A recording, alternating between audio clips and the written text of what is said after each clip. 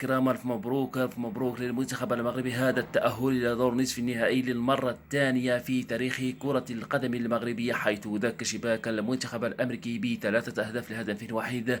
المنتخب المغربي بقيادة محمد وهبي يرسل الخوف والرعب في قلوب المنتخبات المشاركة، أبرزها المنتخب الفرنسي في دور نصف النهائي إن شاء الله يوم الأربعاء بداية من الساعة 9 بالتوقيت المغربي. دائما وأبدا القنوات الناقلة لهذا الحدث الكبير الرياضية المغربية TNT وقناة بإن سبورت المفتوحة. المنتخب المغربي هو الأقوى والأجمل في هذه المسابقة لكأس العالم أقل من 20 سنة بقيادة الإطار الوطني محمد وهبي. إذا المنتخب المغربي يزرع الخوف والرعب في قلوب المنتخب الفرنسي قبل بداية المباراة يوم الأربعاء إن شاء الله بداية من الساعة 9.